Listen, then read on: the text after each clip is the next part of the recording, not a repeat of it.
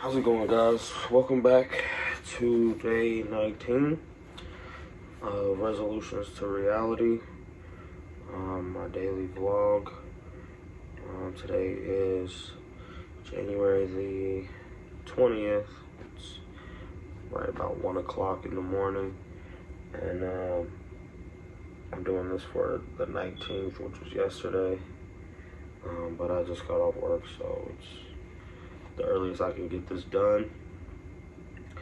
We'll start with the usual. Today's weather was, it's currently 21 degrees. It's gotten a little colder, but it wasn't that cold. Earlier this afternoon when I went to work, it was pretty decent. Got a lot of stuff done today. I'm really proud of myself. I'm really happy about my accomplishments that I've completed for today. I got up early at like 10, went and got the last tire that I had left, the rim put on, my factory rims put on my car. It took me a little while. I had to go to the ATM 2 different times. The first time I went to get the cash to get the tire put on, and then they put the tire on the rim, and then once they got the tire on the rim, the little inner tube piece that, well, not inner tube, but the little piece that you put the air in with, like the little stem, it was leaking air. So they were trying to tell me to put that tire on with it leaking air and then go get the money for the stem to get replaced and come back. But it was leaking air so fast, I was like, I don't want to drive on it with that. So I gave him my donut that I had in my trunk and told him to put that on, and I would go get the cash and then get that stem fixed. So when I did that, made 2 trips to the ATM, which was a hassle, but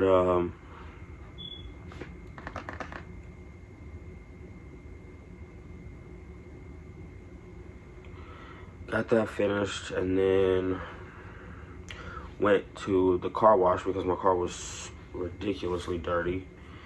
And got me a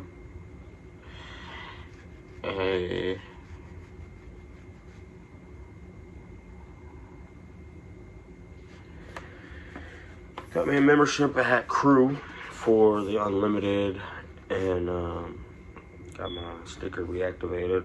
So that was a good thing to do. I actually went through the car wash twice because I wanted to get my money's worth. It's $10 for a basic wash. So I went through twice to get my money's worth because I always get the renewal and then never go back, or never go back that month. So I made sure I got my money's worth. I went through twice as soon as I got it. And looked at my car, made sure it was clean. Went and got some lunch from one of my favorite places, Nick's Chili. Still haven't smoked, still haven't done anything outside of what I've set for my resolutions. I had a conversation with my boss Brandon about things that were going on and how I was feeling yesterday, and that was okay. That went pretty well. And towards the end of the night, I had got a text message from my mom about her wanting to claim my kids on her taxes, and it kind of threw me off because I really didn't understand what the purpose of that was. And I guess she was under the impression that I had said that that was okay earlier this year, but I don't remember myself saying that. I do remember myself saying something different along those lines, but I don't know if that got misconstrued. Sometimes, we can miscommunicate things with people and it get way like blown out of context, blown out of proportion. But that's not uncommon. So we had a conversation about that, and we're still kind of talking about it now. But it's not a huge deal. It is what it is. I actually talked to Lacey about it a little bit, and she had spoke to my mom about it because I guess it bothered her too. And it's kind of an ongoing thing right now. But different emotions and different opinions on how it seems. I think one of the biggest issues in the whole equation is the saying that, you know, there's too many chiefs and not enough Indians. Because I feel like it's always like a fight for dominance in like these situations. And I think that has a lot to do with what's causing the turmoil in different people's perspective. I think there's like too much personality in a close proximity, because everybody's wanting to have their own pissing contest, and I'm just like, you know, at the end of the day, all of our goals should be aligned, and they're just not. Everybody's got their own motives and their own things going on. And something else I thought about while I was at work that I wanted to bring up was that how often you realize how self-centered people are, and me included. I feel like there's a lot of opportunity for us to get engulfed into ourselves and what we want for ourselves, and we don't take very much time to think about other people. And I think that a lot of my problem is I too am guilty of having that mentality, and it hurts me a lot when people show me how much they're only concerned about themselves. But only certain people, not everybody. Some people I'm not concerned about whatsoever, but others it's very hurtful, especially people that are closely connected to me or people that I care about. Because I feel like sometimes I care more about other people's feelings than my own, and I think that gets me hurt a lot too. But as I get older and mature, I'm starting to realize that that's not a safe mentality to have, because not a lot of people are thinking about my feelings before their own. And when I get caught in a situation where I feel like I was thinking about someone else's more than I was thinking about my own, I usually end up getting my feelings hurt. And I think that has a lot to do with those sudden instances of emotional, like, I don't know how, when my emotions like suddenly like catch up with me. I think it has a lot to do with the fact that I was in a position where I care more about someone else's feelings than my own. And that's something that I need to work on protecting, is my feelings. And that's not something that I think I can figure out overnight, nor am I gonna try to. But it is something that I need to come to grips with about myself. Something else that I've been dealing with a lot lately is my position in different relationships. Specifically, with my mom, because it's starting to bother me how hard it's become to try to pull myself out of this situation, and how much more she's asking for from me. And it's kind of starting to show its true colors. Like, you know, I've been paying rent to her since I was 16 years old, and that I've kind of shared her struggle for a long time, and I don't feel like that's really helped me progress as an individual. Like, I've kind of taken on more than what I'm like responsible for, because of, like, it's like guilty by association. It's like, well, I don't have anybody else, and she doesn't have anybody else, like, there for me on a, regular basis. But it's like, I don't know any other people who have to pay to be with their parents. And I want to feel like the type of parent that if my children ever needed me, I would never want to ask them to pay to help me. But I feel like that's gonna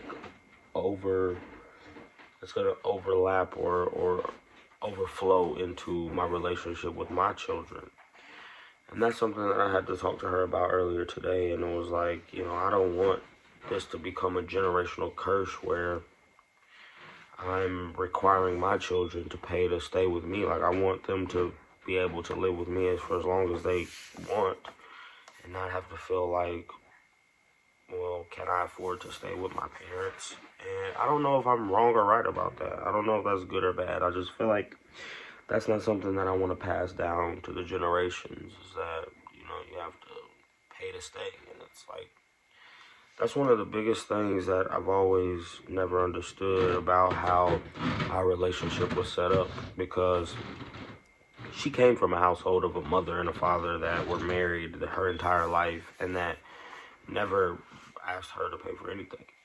But I think the fact that she raised me by herself, and that it wasn't as easy as it was for her mom and dad, she kind of put me into that position where, when you're old enough to start working and you start having things for yourself, this is how much you're going to have to pay me to be here. And it's kind of been like a residual effect of keeping me kind of like restrained from being able to like progress, because like on top of me trying to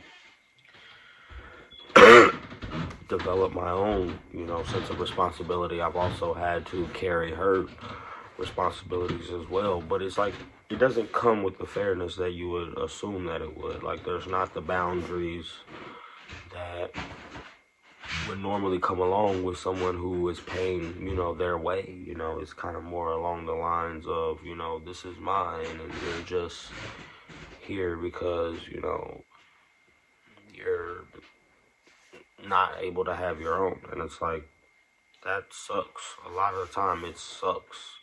It's tolerable because it's your mom, and it's also like crabs in a barrel-y, because it's like, who can I go to that's gonna actually let me be able to get time to help myself? And there's nobody. But at the same time, it's also a hill that I have to climb on my own for myself, because no one's gonna feel sorry for me. No one's gonna sit here and stop like wanting to get help from me. And it's like, there's not gonna be many places I can go where things will be cheaper, which has always been her argument to me. And it makes sense, she has a valid point. But at the same time, it's just unexpected, it makes me feel like, as a parent, it shows when you're either unplanned, unexpected, or unprepared for your child. And that happens more often than we realize. And it makes you question a lot of things. It makes you wonder how things really should have went, because she would always tell me about situations where it bothered her really bad to have had been in a situation where she had been forced into something that she didn't want to do, and the outcome became something that she had to make a choice on that she didn't really accept. Basically, she had told me that she had gotten raped, and that I would have had an older brother, but she got an abortion. and that had affected her in a way that she deliberately went out to just have a child just to raise by herself, and which then becomes me, and that she didn't want anything to do with my father because that wasn't the purpose of what she was trying to do. So all in all, she was really good at keeping her word about what she wanted for herself and doing what she felt she wanted to do. But I don't know how well she thought out the planning for what the road ahead would be like of being a single parent. And I don't think a lot of parents look at that like that far down the road. But I do think that that had a lot of effect on her wanting me to be here. But at the same time, it's like something that I read in the Bible about the sins of the father will rain down on the son. And I think that is very true in this situation, because if you think about it, I'm here because someone else couldn't be or wasn't able to be. And now I'm responsible for taking care of someone that I'm not responsible for. And they don't see it the way I do, because I'm like their pride and joy. I'm their gift from God. But I'm not presented with the opportunity that a gift should have. A gift should have an opportunity to thrive and be able to develop correctly and fully. And like, I should be getting support in a different way. Like, I'm grateful for the support that I've gotten and the environment that I was raised in. I don't feel like I could have asked for a better mother, because she literally gave her entire life to me and was selfish with me, super selfish with me, and it made us super close. But at the same time, there's also a negative side to that, because now at 30 years old, I feel underdeveloped, I feel sheltered, and I feel like I'm being pulled down by her shortcomings that have now overflowed into my life. And there's also a sense of guilt for being, I feel guilty for, her not being able to provide for herself the way that would be helpful for both of us to be able to be in better situations at this point. And there does come a point of self-accountability, because I have had ample time to, gather and grow and learn. But at the same time, it's like you get a certain level of becoming a product of your environment. And I see it in different situations throughout my family. Like, I have another cousin who his mom is my mom's sister, and she's lived in her parents' house since she was born and now owns her parents' house, my grandparents' house. And I wonder, is that what the assumption is for everybody? Or like we all, but it's different for my mom because she got out and, had her own. But she struggled ever since. And like when I was younger, we lived with my mom's parents. And they didn't make her pay them anything. They just let her stay there because, they had the room and she needed somewhere to stay.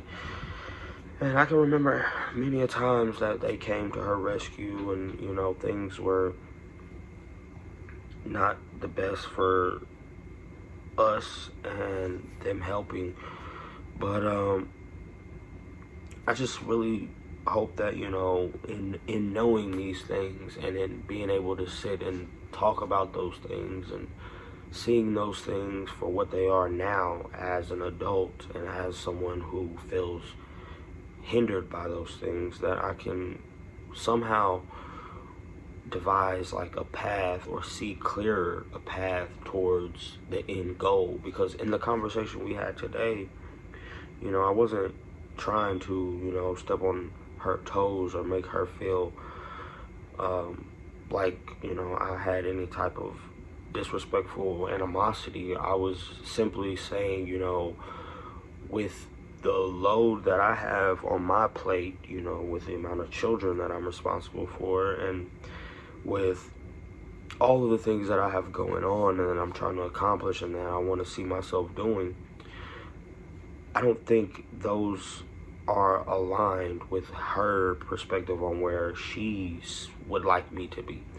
Something about the situation makes me feel like she's comfortable having me here, and it's better for her for me to stay close to her, which I can't be mad at. I mean, that's how her life has gone.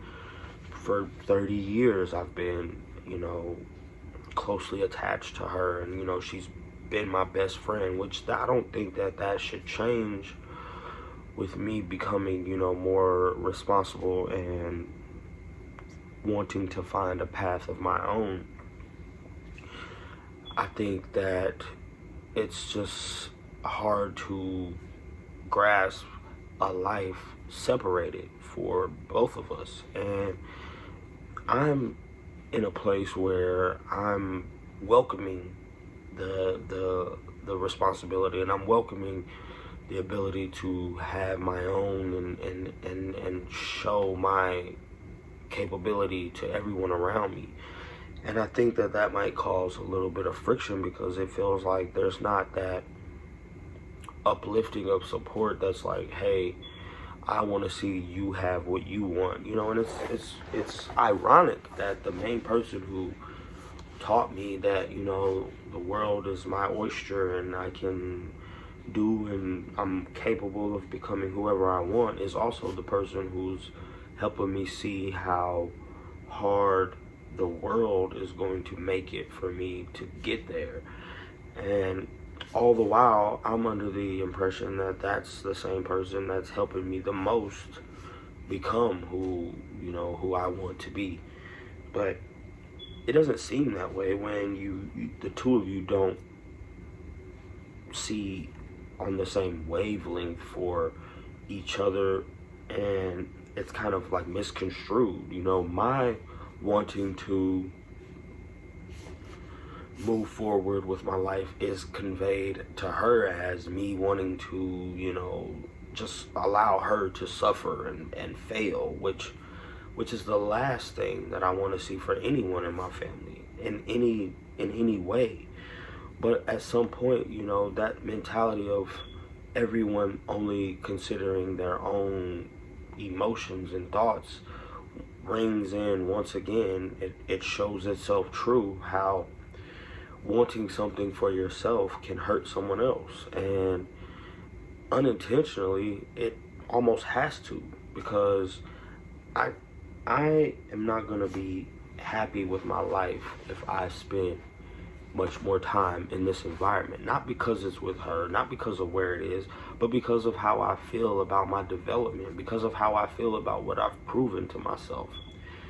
It's like, you know, I was speaking earlier about how it's like I want to be able to show her what I'm capable of before it's all said and done. Something she tells me quite often is that, you know, I'm not going to be here forever.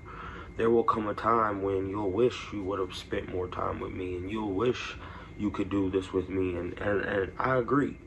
There is going to be a time when I'm going to look back and I'm going to cherish these moments that, you know, I've wasted being, you know, this close to her. But at the same time, there's so much that I want to show her I'm capable of that I can't when I'm suffocated by stress and responsibilities that don't necessarily belong to me. And it's like something that Lacey's mom has told me before, and it was like, sometimes you just have to cut the apron strings. And she's right, because I'm not gonna feel confident or satisfied with myself as a man. Like, I know that her main focus is to nurture me better than any person could ever. Like, she's shown me that she cares more about me than anyone else ever will, and I agree. I'm 100% on board with that. But what I don't think she's come to grips with is the fact that successful parenting requires you to show this person show your child how to survive without you. That's successful parenting. If she doesn't give me the impression or give me the understanding of what life is like without her while she's here, it's going to force me into a position where I'm going to have to find out what it's like without her before I know how to do that. It's so much easier to learn how to survive without her while she's here than it is to find out what it's like after she's gone. And that goes both ways. Like, I don't want my mom to feel like the only way she'll learn what it's like to not have me is if I'm dead. I want her to know that she can make it without me being here, and I don't have to die to do that, you know? And I want her to feel like she raised me well enough that I can enjoy her not being there for me, but still being alive. And yeah, I'm gonna bump my head, and yeah, I'm gonna, fall on my face, which I've done multiple times, which is why I'm here again in this situation, because I fall on my face. I have a huge amount of responsibility and very little experience being responsible for myself. And these are all things that I'm realizing more and more day by day. And I'm not gonna sit and mope or play victim to it. I'm gonna make a change. I'm gonna do better. And just like I was telling her in the conversation that we had, that is a generational curse that I plan to completely break, because I want my children to understand what it's like without me before I'm dead, because I also want them to know that I'm always going to be a source of refuge. But it's a huge balancing act. I mean, this is a balancing act that almost nobody can actually teach you unless you live it. Like, you have to be there for your child in every way, but you also have to help them understand that you're not going to be able to call yourself successful as a parent if you don't teach them the way to survive without you. And how to do that, I don't have the answers to. I can honestly say that's something that I'm going to have to learn as I mature. But I do know that one thing I definitely want to do differently as a parent of my own is I want to set different types of boundaries for my children. I want them to understand their own space. I want them to have their own space, and I want to respect their space the way I wish my space was respected. I also want to give them that space without charging them for it. I don't feel like my child should have to get wet from my storm. Meaning, I feel like I don't deserve to call myself a parent if I'm not able to fully provide and fully be there for them on my own. And that's something that I haven't been able to do for any of my children, mostly all of their life. And it's super depressing to know that. It's super depressing to wake up to that every day and have that on your psyche and have that in your mind. It's super depressing to think that the success you found in having something a lot of people haven't had. I know so many people who don't have the caliber of parenting that I have with one parent that other people have had with two. And those people have developed even better than I have. For example, my friend, I call him Plankton. His mom passed away like right after we got home from college. And this man has his own house, he has a daughter, and his story is like beyond belief. The things that he's overcame in front of my eyes just makes me feel weaker and weaker as a man, because it's like he's overcame losing his parent and blossoming into, a well-developed man. And sometimes I wonder if I'm going to wait until the point that it becomes a loss for me to be able to really appreciate or really see myself activate my full capacity before I take advantage of what I'm actually capable of. And Lord knows I do not want to have to lose my mother in order to pull myself up by my bootstraps and show, the world what I'm capable of. But that's what I mean. Like, I've seen people who have had much less of the parenting have much less of what a parent provides and do better for themselves in the long run. Because I've been overly provided for to the point that it's now a burden on me, because now I'm like tied into these responsibilities that don't belong to me so deeply that I can't get out of them. And it's like, it's a really vicious cycle. And I don't know what exactly my pathway out is, but I do know that recognizing the issue is a start. I do know that having a conversation about it is also a good place to start. And planning and organizing are the two other things that I'm like super focused on. But it's right now, it's in the baby steps phase. It's the small inner workings of setting myself up for that. But it's also at a point where time is limited. I have children that I have a son that I just sat and talked to in the video, and I said, do you realize in 8 years you're gonna be an adult? And that registers so many thoughts to me. Like, I'm 10 years deep into parenting, and I have yet to provide my oldest son with his own bedroom. That affects me. That bothers me. That eats me up in places that people or no one really understands. I really don't talk to anybody about. YouTube is now the first place to even hear about it. And I'm glad it's here, because, it'll probably get looked over by anybody who even would think about caring about that. But to me, it's huge. To me, it's something so pivotal that it forces me to start looking at every single thing that needs improvement, every single aspect of my life that I need to manage better and reorganize. I have to pay attention to for his sake, not just for my sake. I have 8 years left before I'm going to be 2 generations into my mother's basement. Like, that's not going to work. That's definitely not going to work.